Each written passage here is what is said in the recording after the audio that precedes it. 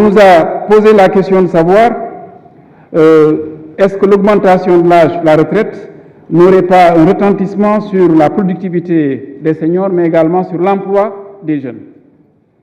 Cette question-là est une question évidemment pertinente, il faut qu'on réfléchisse, mais si cette augmentation de l'âge de la retraite ne peut se généraliser à certains secteurs d'activité et aux emplois lourds, on peut se demander est-ce qu'il n'est pas possible de réfléchir par rapport à d'autres emplois. Il me revient de souvenir que l'âge de la retraite fut de 55 ans dans notre pays. Mais il a été relevé à 60 ans. Mais avant qu'on le relève à 60 ans, la question s'est posée de savoir est-ce qu'on pouvait dire aux travailleurs, quel que soit le champ dans lequel ils seraient, que vous partez à 60 ans. Maintenant, cette question n'est pas détachable, bien entendu, du fait que nous avons beaucoup de jeunes qui frappent à la porte et qui veulent effectivement trouver du travail.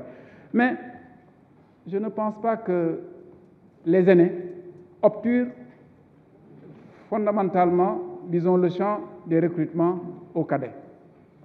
Je pense qu'il faudrait que nous créions davantage les conditions, disons, de production d'emplois en grand nombre et nous sommes en bonne voie de pouvoir le faire.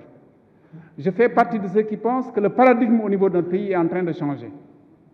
Et sous peu, je crois qu'il y aura un effet cumulatif qui fera qu'il y aura quand même des possibilités pour beaucoup de jeunes demandeurs d'emploi de trouver du travail. Aussi bien, n'est-ce pas, dans le secteur d'ailleurs, disons, de l'agriculture que dans le secteur de l'industrie. Je pense que cela peut se faire. Maintenant, certains pensent effectivement que le relèvement de la retraite affecte négativement l'emploi des jeunes, mais il y a des gens qui ne le pensent pas. Alors nous allons donc faire une étude par l'IPRES et les termes de référence sont déjà prêts. Le reste maintenant, c'est vraiment d'étudier concrètement et de voir. Il y a souvent un certain nombre de choses qui se présentent comme étant des choses qui vont d'elles-mêmes. Mais je pense qu'une étude ne serait pas superfétatoire. Il faudrait qu'on regarde quant au fond. Je sais que pour les médecins, nous avons pris par exemple la mesure qui consiste à relever l'âge de départ de la retraite. Simplement parce qu'on a besoin d'un médecin, on ne le forme pas, n'est-ce pas, en claquant les doigts. Il y a tout un temps. Et ensuite, quand il est formé et qu'il est opérationnel, et qu'il devient mature, il arrive qu'on le lâche au moment où on en a le plus besoin. Et très souvent d'expérience, nous savons que quand vous les libérez d'un côté, ils vont évidemment ailleurs, autant alors les conserver, etc. Ça ne veut pas dire qu'il ne faut pas essayer de recruter davantage de travailleurs.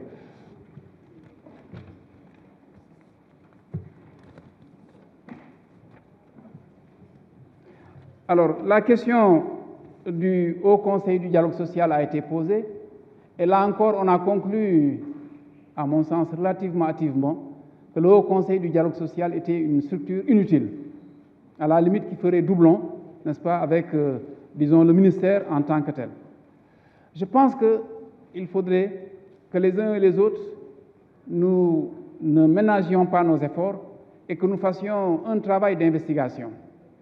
Comment est-ce qu'on en est venu au Haut Conseil du dialogue social? Il y a eu une conférence qui a réuni, outre l'administration, les travailleurs et le patronat.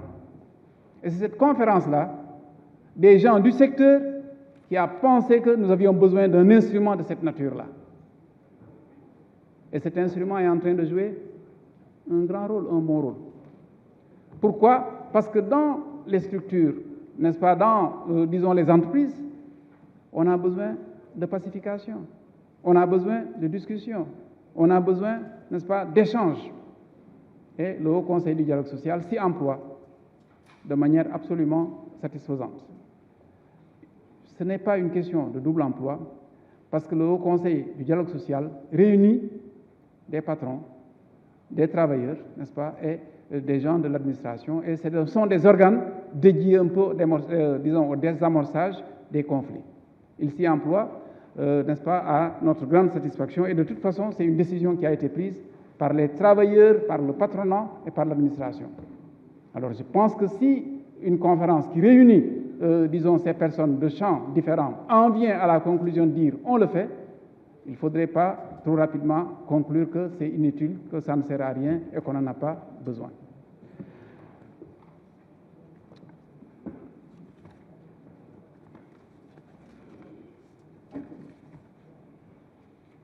Je voudrais dire un mot sur les accidentés du travail